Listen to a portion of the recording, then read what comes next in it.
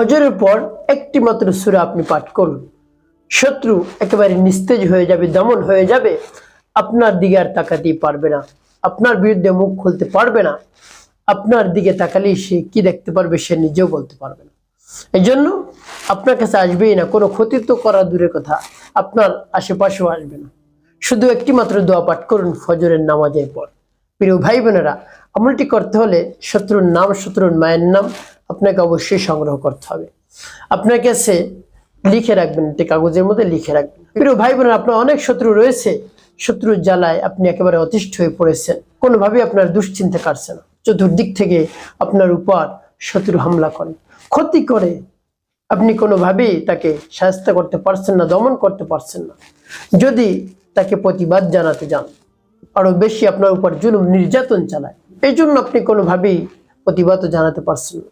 তারপরে আপনি যদি কারোর মাধ্যমে প্রতিবাদ জানান, তাহলে আরো বেশি আপনার উপর জুলুম নির্যাতন চালায়। এভাবে যদি আপনার শত্রু থাকে, চতুর্দিক থেকে শুধু আপনাকে ক্ষতি করে আর ক্ষতি করে, তাহলে তাকে আপনি নিস্তেজ করুন, দমন করে ফেলুন। একেবারে একটি সূরা মাত্র ফজরের পর আপনি পাঠ করুন, শত্রু দমন হবে, নিস্তেজ হবে, একেবারে ধ্বংস হয়ে যাবে ইনশাআল্লাহ। প্রিয় ভাই বোনেরা, শত্রুকে ধ্বংস করার শক্তিশালী একটি আমল, এই আমলটি যদি করতে পারেন শত্রু ধ্বংস হয়ে যাবে। আপনার অনেক ধরনের শত্রু থাকতে পারে, জানের শত্রু, মানের শত্রু, সন্তানের শত্রু, আপনার সম্মান নষ্ট করে শত্রু, অনেক ধরনের শত্রু থাকতে পারে। সেই শত্রুকে ধ্বংস করার জন্য, দমন করার জন্য আপনি আমলটি করুন। আপনার সম্মান নষ্ট করে আপনার শত্রু, কেমন করে করে? হতে পারে শত্রু আপনার চেয়ে বয়সে কম, বয়সে ছোট, আপনার নাম ধরে ধরে ডাকে। ভাই বোনেরা, তখন আপনার মান ইজ্জত চলে যায়, সম্মান চলে যায়। সম্মান যদি চলে যায় আর ফিরে পাওয়া যায় না। এই জন্য আপনি অনেক কষ্টের মধ্যে আছেন, কষ্টে ভুগতেছেন শত্রুর যন্ত্রণায়। কি করবেন? দিশেহারা হয়ে গিয়েছেন। আর আপনার টেনশন করতে হবে না, শত্রুকে আপনি দমন করে দিন, নিস্তেজ করে দিন। ফজরের পর সূরাটি আপনি পাঠ করুন, শত্রু আপনার বিরুদ্ধে কিছু বলতেই পারবে না, করতেই পারবে না, কোনো ক্ষতি করতে পারবে না ইনশাআল্লাহ। প্রিয় ভাই বোনেরা, কখন আমলটি করবেন? ফজরের পর। ফজরের নামাজ আদায় করে নামাজের মুসল্লায় বসে থাকবেন। সূর্য ওঠার কিছুক্ষণ পর যখন ইশরাকের সময় হয়, সেই ইশরাক নামাজ আপনি আদায় করবেন, 2-4 রাকাত ইশরাকের নামাজ আপনি আদায় করবেন। তারপরে আপনি আমলটি শুরু করবেন শত্রুর বাড়ির দিকে ফিরে। শত্রুর বাড়ির দিকে ফিরে আপনি আমলটি শুরু করবেন। শুরুতেই তো আপনি শত্রুর নাম, শত্রুর মায়ের নাম সংগ্রহ করেছেন, তো আপনার সামনে সেই নাম দুটি রাখবেন, রেখে তারপর আপনি আমলটি শুরু করবেন। আর শত্রুর বাড়ির দিকে আপনি বসবেন ফিরে। সর্বপ্রথম কি করবেন? আপনার অজু থাকলে তো ভালো, অন্যথায় উত্তম রূপে অজু করে আপনি বসে আমলটি শুরু করে দেবেন। আপনার জীবনের সমস্ত গুনার কথা স্মরণ করে ক্ষমা প্রার্থনা করবেন। আস্তাগফিরুল্লাহ রাব্বি মিন কুল্লি যামবি ওয়া আতুবু ইলাইহি লা হাওলা ওয়ালা কুওয়াতা ইল্লা বিল্লাহিল আলিয়্যিল আযীম। এভাবে যখন ইস্তিগফার পাঠ করা হয়ে যাবে 3 বার, তারপরে 3 বার দুরূদ শরীফ সাল্লাল্লাহু আলাইহি ওয়াসাল্লাম, সাল্লাল্লাহু আলাইহি ওয়াসাল্লাম, সাল্লাল্লাহু আলাইহি ওয়াসাল্লাম। এভাবে যখন ইস্তিগফার এবং দুরূদ শরীফ পাঠ করা হয়ে যাবে, তারপর আপনি সেই সূরাটি পাঠ করবেন। যখন পাঠ করবেন তখন রব্বি কারীমের কাছে বলবেন, হে আল্লাহ, আমি তো অস্থির হয়ে পড়ছি শত্রুর যন্ত্রণায়, চতুর্দিক থেকে আমাকে ক্ষতি করে শত্রু, আমার ক্ষতি করে, আমাকে কোনোভাবে উপরে উঠতে দিচ্ছে না, আমি কোনোভাবেই শান্তি পাচ্ছি না। আপনি শত্রুকে ধ্বংস করে দিন, দমন করে দিন, নিস্তেজ করে দিন, শত্রুর মনকে নরম করে দিন, গলিয়ে দিন, শত্রু যেন আমার আর কোনো ধরনের ক্ষতি না করে। এভাবে রব্বি কারীমের কাছে আপনি বলবেন, হে আল্লাহ, আপনি আমার আমলকে কবুল করুন, সময়কে কবুল করুন। আপনার শরণাপন্ন হয়েছে, আপনার কালামের শরণাপন্ন হয়েছে, সেই কালামের শক্তিতে এবং বরকতে শত্রুকে দমন করে দিন। তারপর আপনি সূরাটি পাঠ করবেন। আমি বলে দিচ্ছি সূরাটি পাঠ করে কি করবেন সেটা পরে বলে দিচ্ছি। আগে সূরাটি আমি বলে নেই, আমলটি শেষ করে নেই। যেমন বিসমিল্লাহির রহমানির রহিম, তাব্বাত ইয়াদা আবি লাহাবিন ওয়া তাব, ما أغنى عنه ماله وما كسب سيصلى نارا ذات لهب وامرأته حمالة الحطب في جيدها حبل من مسد। এবার যখন পাঠ করা হবে একটি ফু দেবেন আঙ্গুলে, ফু দিয়ে শত্রুর বাড়ির দিকে আপনি এভাবে ইশারা করবেন। তারপর আপনি আবারও পাঠ করবেন, বিসমিল্লাহির রহমানির রহিম তাব্বাত ইয়াদা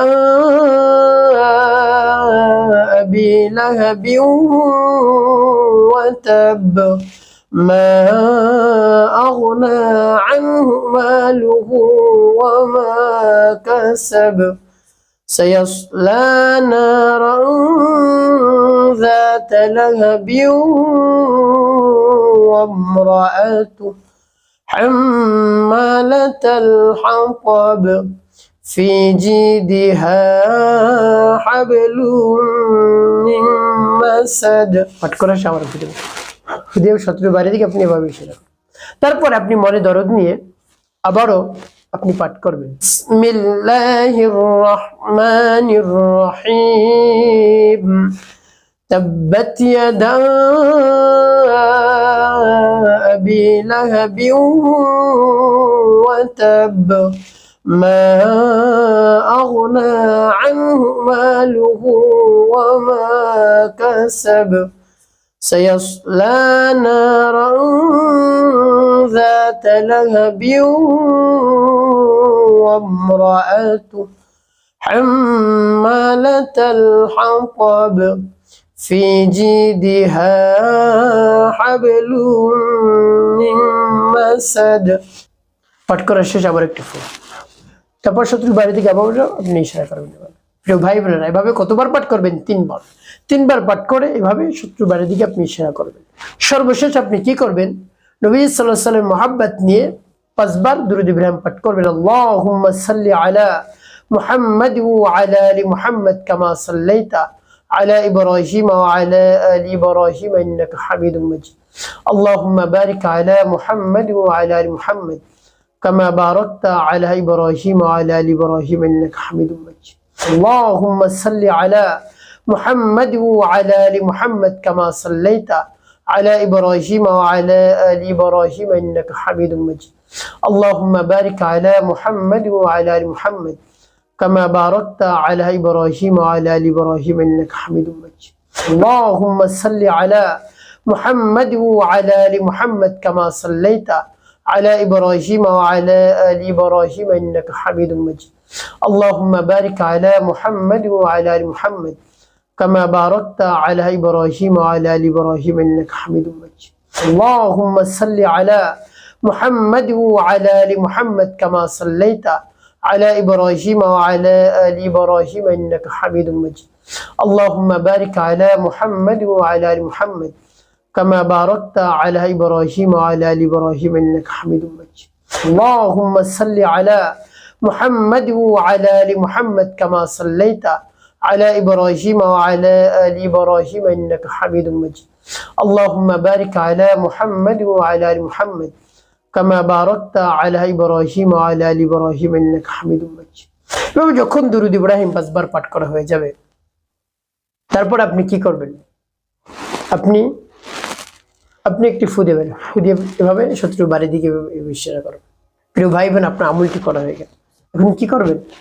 স্থানে বসে রব্বে কারিমের কাছে দোয়া করবেন, হে আল্লাহ, আপনি হলেন আমাদের খালিক, আমাদের মালিক, আমাদের হায়াত দাতা, জীবন দাতা, রিজিক দাতা। হে আল্লাহ, আপনি সব কিছু পারেন, সব কিছু করতে পারেন, সব কিছুই আপনি করেন, আপনার শক্তিতেই সব হয়। আল্লাহ, আপনি আমার এই সমস্যা সমাধান করে দিন, শত্রুকে দমন করে দিন, নিস্তেজ করে দিন। সে চতুর্মুখী হামলা আমাকে করে, আমাকে একেবারে নিঃস্ব করে দিচ্ছে শত্রু, আমাকে ক্ষতি করতে করতে আমাকে শেষ করে দিয়েছে। আল্লাহ, আমি আর সহ্য করতে পারছি না। শত্রুকে দমন করে দিন, তার মনকে নরম করে দিন, গলিয়ে দিন, সেজন্য আমার আর ক্ষতি না করে।